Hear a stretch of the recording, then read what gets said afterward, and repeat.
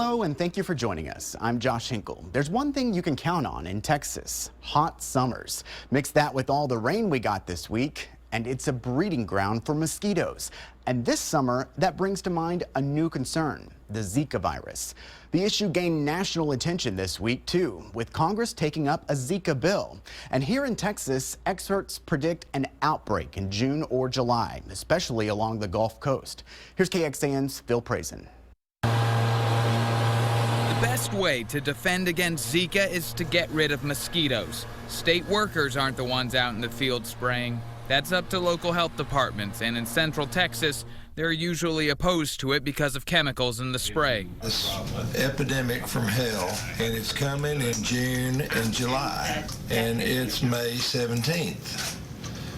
We ought to be gassing up the trucks rather than talking about buying some trucks. At a Senate committee hearing on the issue, lawmakers learned that Texas is more vulnerable than they originally thought. We don't yet know. Dr. Catherine Epps, representing the Texas Medical Association, expressed concern that there isn't an OBGYN on the infectious disease task force. This for a disease that disproportionately impacts pregnant women. Diseases are sexually transmitted, obviously makes women who are pregnant particularly at risk. There remains a lot of questions. Who should we test for the disease and how? Does an infected pregnant woman always transfer the disease to the child? A lot of work still ahead. More knowledge about the disease and funding to be able to prevent mosquitoes from making it active and endemic in Texas, which we anticipate will happen. Phil Prazen, KXAN News.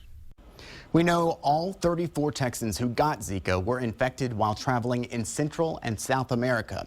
Health officials say someone becoming infected from a mosquito here in Texas would be a game changer. So how do we stop the virus? The USDA wants your help. The agency has an invasive mosquito project. The federal government wants schools and even families to collect mosquitoes and their eggs and upload information to researchers. This could be a warning sign. We know this Aedes aegypti is definitely a prime suspect, but there's still a lot of other mosquito species out there.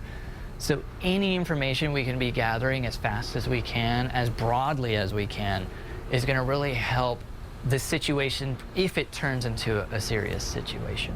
You can find a link on how to get involved with the project on KXAN.com.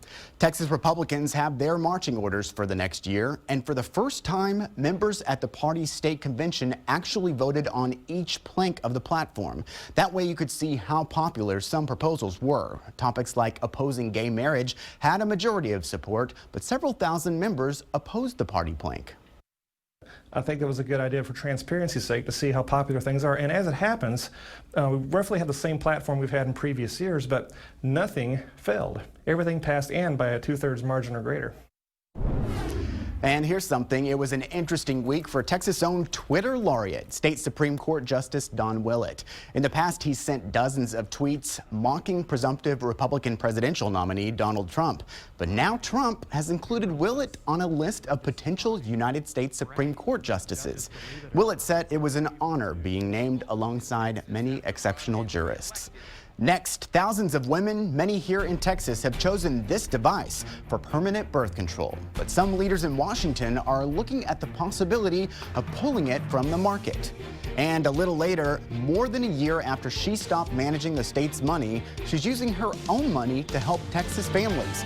Former Comptroller Susan Combs with the return of her major initiative. Next on State of Texas In Depth.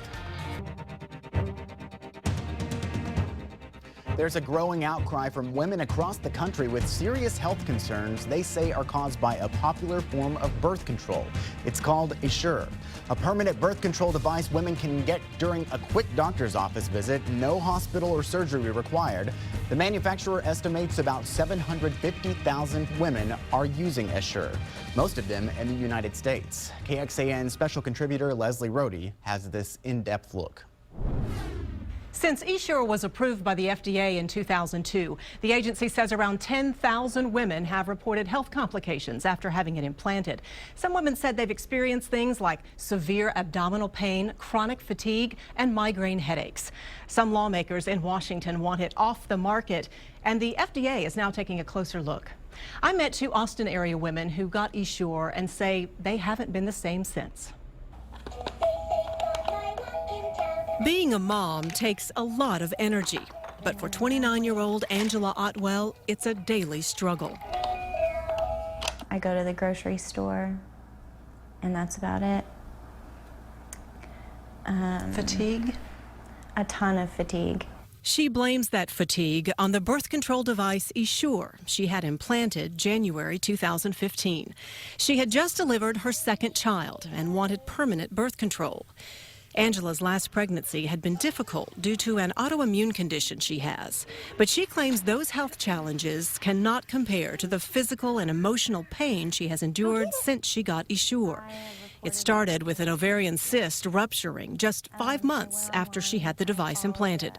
Ovarian cysts just feel like someone took a very long metal rod that's sharpened at the end and just takes it and skewers through your body 3 times wherever it is. Doctors insert the small Essure devices into the fallopian tubes through the cervix. Within 3 months, scar tissue grows around the coils, creating a barrier that prevents sperm from reaching the eggs. Felicia Crossland loved the idea that Essure did not require anesthesia and downtime like having her tubes tied would, so she opted for the devices after her second child.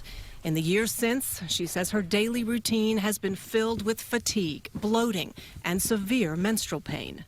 What happens most nights is there's this incredible pain that builds in my pelvis, and it actually works its way down my legs. And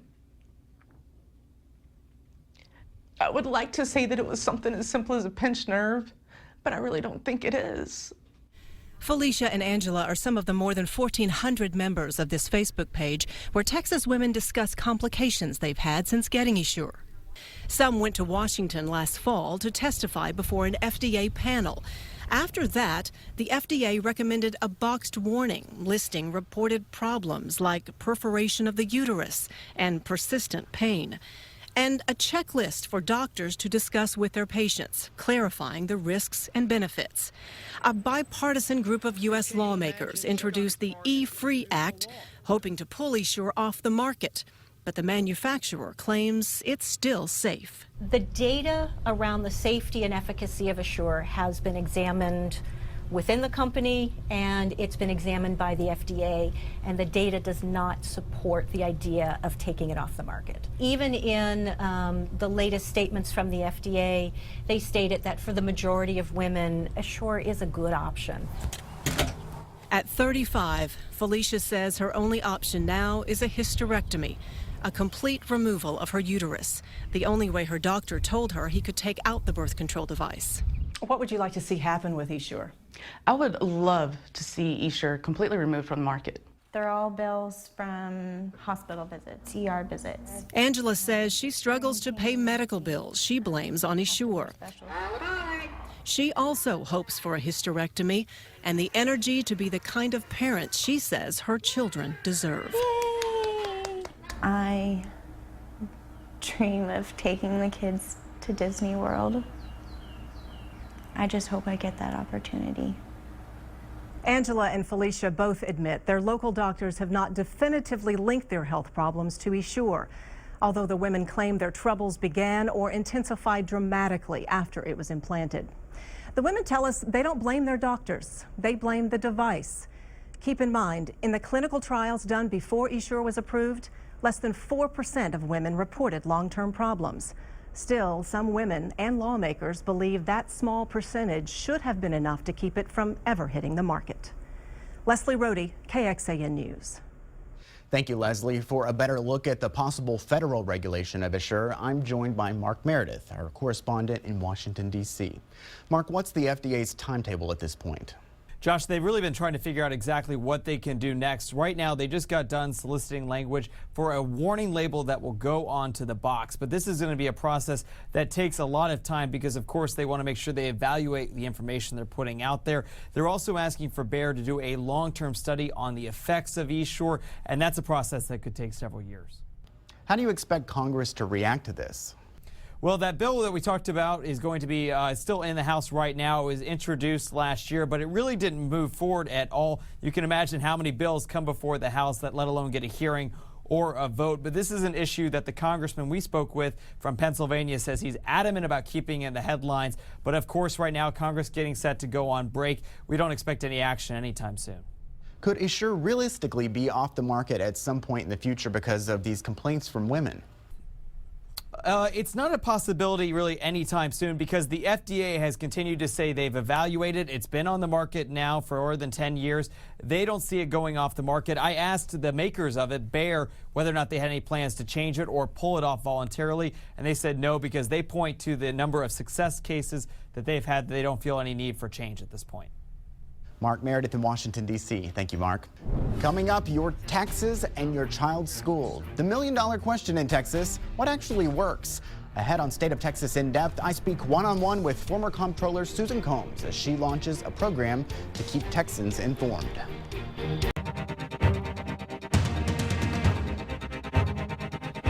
It's been a year and a half since Susan Combs was last in public office. During her time as Texas Comptroller, one of the biggest focuses was on transparency of state and local funds. But after her term ended, one of her main projects, known as FAST, also ended, but not for long. Combs is using her own campaign funds with the help of Texas A&M researchers to bring FAST back. And Susan Combs joins us today. Thank you very much for being with us. Delighted to be here. Thank you. Talk to me about FAST. What is this? Well, FAST was a financial allocation study of Texas, and it told people about how their funds were spent and what kind of academic performance you got.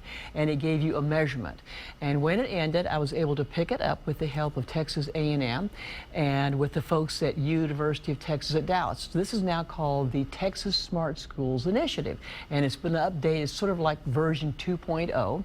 And it's really going to be of tremendous use, I think, to parents whose most important decision they make really is deciding where their children should go to school, and educators who want to do a fantastic job, and they may be able to see sort of a point of light someplace else that says there's been something going on at another elementary school in the area, and then of course businesses who depend absolutely on a well-educated, ready-to-work workforce. And so when you have these three who want this information, it allows them to decide where to go, where to focus and allocate their resources and their efforts, and I'm excited about it.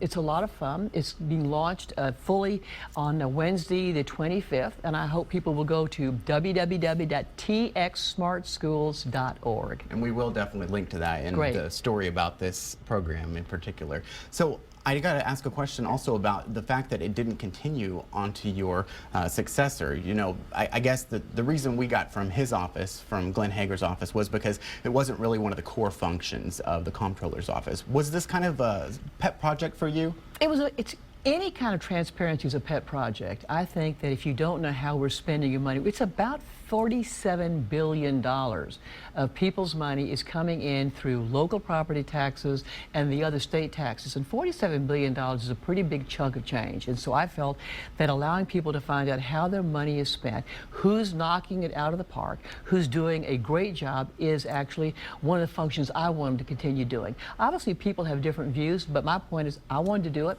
I was lucky to have some money in the kitty. And A&M has been a great partner. Dr. Lori Taylor is fantastic, and so I'm excited that it's coming back. Because you have to spend that money somehow, because it's gonna, what happens to campaign funds? I have to spend it by the 6 years, which is December 31st of 2020, and so I've got some time, and this is something I feel very strongly about. And with Commissioner Michael Williams, the former Commissioner of Education, he supported me doing this, and so I've got about a 5-year window to do this. And this is something that I think people will really like, and I want feedback. If somebody says, well, gee, I don't understand this, we want to be responsive. So if you were spending campaign funds, does that mean that you've seen the end of public office? We're not going to have any more campaigns from you? That's exactly right. I'm very excited. I'm doing other stuff. I'm doing a women's project called Herdacity, where women can dare to be themselves. But education, children's health, sort of women's being able to be who they want to be, those are three very important projects. And of course, family. Is there anything else you want people to know about this initiative? I think that when we take a look at our children, there is no more important cog in the economy than a well-educated workforce. And if our kids are in a school that's not working well, that's terrible. And if there one that is working great, that's a wonderful thing. And I don't know of anything more important. I mean, health, education, you know, national defense is federal, but this is a very, very important task for the state, and I viewed it as a primary function. So I'm very happy to report on it. Well, I'm very happy that you found a good use for this money that's going to help a lot of people. Thanks. Thank you for being with us. Sure. All right, coming up when we return, the final word of book tours and bathrooms, where the state will go next on State of Texas In Depth.